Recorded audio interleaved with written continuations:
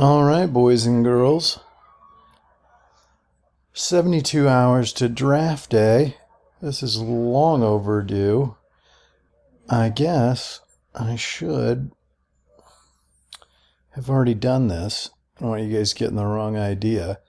Certainly not going to change too much of my picks or stuff from a couple weeks ago. I will try and break this up evenly, but basically we're going to do 3 full rounds, all teams, no trades, touch on it, right? But we'll just run through. Kyle Hamilton in the background. Underrated, right? Here we go. All 3. Doesn't matter. Let's draft. It's a pretty good board. Love the guys over there, Dalton Miller, etc., etc. But this will be the start of it. We've got the Jaguars, and consensus, you would say Evan Neal maybe, right? Best player in the entire draft. But is that right? Doug Peterson. So excited to see him down there. I love Doug Peterson. Let's finish this draft and go get some ice cream. Got ice cream in the back, guys. Won a Super Bowl with a stacked deep roster. Tell you what, I'm not too proud as a Cowboys fan to say the Eagles may end up being the most dangerous team in the NFC East by the end of all this. I just love Howie over there. Wish we had Howie sometimes, but we'll stay true, stay conservative, keep grinding. We got Dak. It could happen. And let's go. So Jags,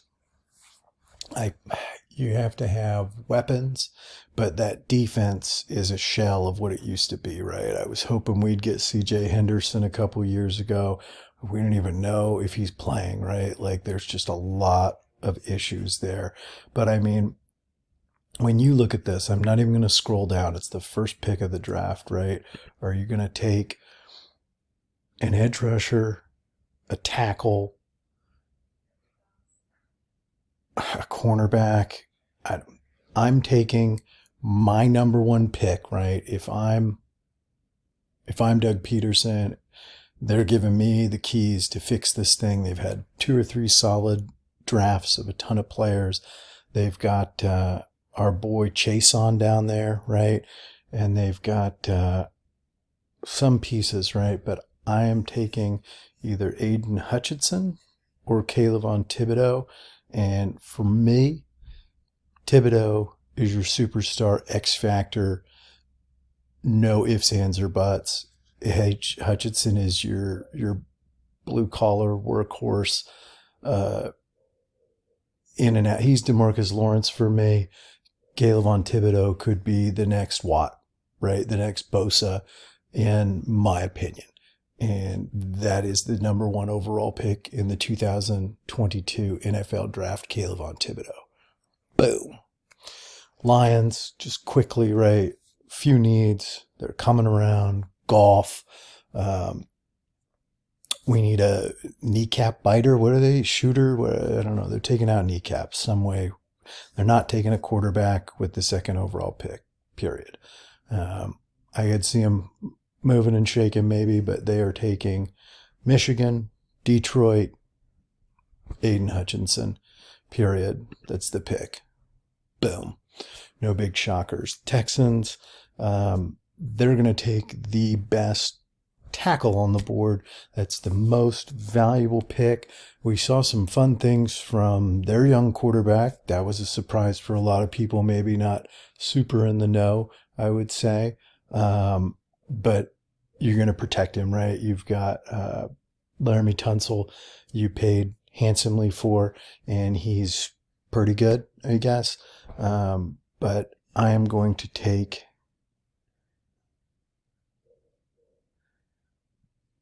Iggy Ikwonu, 3rd overall. these are your own rankings. It's your business. And as we get through this, there may be some scrolling, right? Everybody's got their own stack and every team's got their own stack. And, frankly, I don't give a damn, right? That could be Evan Neal. That could be Charles Cross. If that's your number one person, that's who you take, right? So that's how it is. And then the Jets, this is where it gets fun, these double picks, right? The Jets are trying to build a dynamic offense. They have a fairly dynamic, dominant defense. You've got a guy we love from the Niners coming into his second season, making it his own. And that feels like a defensive edge. And they're pretty much gone, right? You could take Walker. I think another tackle is probably in order. And obviously everybody thinks and feels like they need a DB, right? A shutdown corner, your elite safety, right? Your best player available, right? So you're trying to figure out what can I take here and what can I get at 10? How do I get what I want and what I need, right? Do they even take a wide receiver so that Zach Wilson can shine and have a dominant one as well? I liked a lot of the guys they've got there. Shame on me. I don't know. Do they have Crowley still? Do they have? I love the little Ezekiel. What's his name? Their wide receiver last year is tremendous. I thought he was a tremendous value and a tremendous player. Underrated last year. Shame on me. But where do we go here, guys? You were hoping to get that elite edge rusher. Do you take the potentially most boom or bust player? Do you take the stalwart? I think at this point, maybe you have to take your tackle. Or do you take Sauce because somebody else is going to get him? You will not get Ahmad Gardner or your Derek Stingley Jr. You just flat out won't. So I'm going to give them Big Sauce.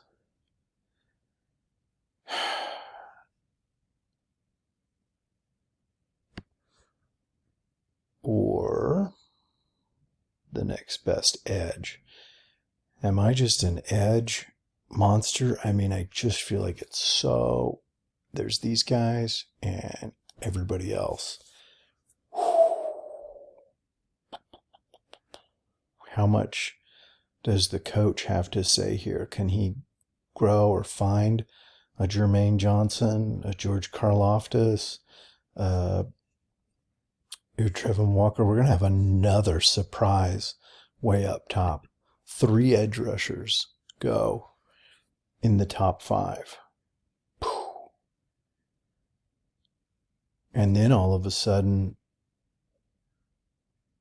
wow. Okay. So the Giants are in a good spot here, right? Everybody says they're going to dump that one pick and try and go back. Who's going to make a deal, though? Who wants to come up, right, is the trick with all that trade down business. Do you have a dance partner, as old Jera would say? So let's do this. Man, we're not even going to make it to pick 15 on our first chunk, huh? This is going to get ridiculous. So check it out. They have their choice of tackles, right? This hasn't really happened that much recently because nobody's gotten crazy edge hungry recently. So what's going to happen is they've got Neal if they want him, or they've got Charles Cross if they want him. They've got receivers. They've got Sauce if they want him. And then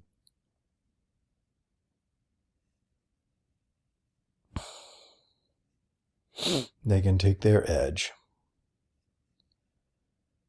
So New York's in a great spot here. We're taking probably a tackle and an edge, and I'm sticking to that. I'm saying there aren't any trades, right? So this is just best team building from where you're at, just to be fair, right? So they are actually going to take Trayvon Walker, which makes me tickled that New York doesn't end up with Thibodeau, Hutchinson, or Johnson, right? Karlaftis, I think, is going to be the snag of this draft as well. He's not going to fall for me, but he's going to maybe fall a little bit, which should be interesting.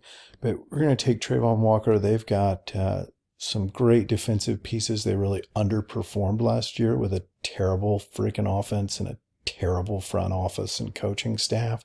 So we're going to say that they take their edge as well because there's still plenty of tackles.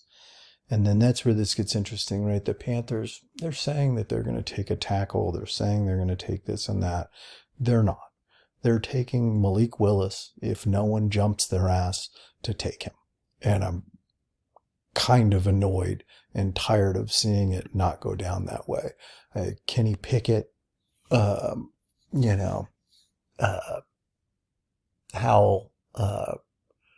we'll get to the rest of the quarterbacks, but Malik Willis is your Cam Newton new guy, right? Like I watched him ball on all those younger, it's a good team and good competition. And he's got a lot of X factor stuff, and a cannon, pretty accurate, I think it's going to grow, right? You got they say he's not a step in day one starter, but he's going to sit there and he's going to be playing before the bye. Okay. Let's just be clear. Otherwise they are as dumb as they've looked for the last 3 years, and all of them, it should be a fire sale. Matt Rule, get your ass to the Outer Banks. You're gone, Okay. New York's back, and we'll just give them the best one on the board. Can you imagine getting an elite upside edge and arguably the best tackle in the draft? It's dangerous. The New York is going to be reloaded in a big way with a new staff, and it's going to be fun. They might be this year what we thought they would be last year on a bounce back. I mean, it is a fairly talented roster, right? Saquon's got to come back, got to be healthy. Danny Dimes, I believed in him. I don't know why. He was way overdrafted and way overhyped for mediocre, production and projection, in my opinion. But there we are. Really, if he just didn't fumble every possession, that would be a tremendous change of positioning. All right. And the Falcons, the irrelevant Falcons. I would say right in here, right? Even with all these guys gone, look at our board, right? Falcons want to move back and get more picks. Seahawks want to move back and get more picks. Could definitely be some juxtaposition here. Like, obviously, they could take a QB with Mariota there, but I think they're really going to let Mariota cook and try and rebuild this team over a couple years. So we're going to take BPA. And in this particular scenario, that probably ends up being sauce, right? The way that this has fallen. They would have loved to have any of those edge rushers. We've still got Karlaftis, but we're saying that's reaching a little bit here. You take a safety with your one little pick at number 8. Just seems freaking nuts to me, right? They're going to take this lockdown corner, right, and put it with, I just don't even know what their team needs. It feels like everything. Oh, yes. They have no damn wide receivers. They will be taking the number 1 wide receiver on the board, Garrett Wilson. Call it in. Dun, dun, dun, dun. That's not the jingle, is it? The pick is in. All right. And again, the Seahawks would love to bail out of this, right? You can't imagine they're riding with Drew Lock, but I really think that they are. That could be a great, Baker landing spot, stuff like that, right? They gave up some stuff. Can they get some stuff back? They got some stuff. Can they give a little and get, close? We shall see.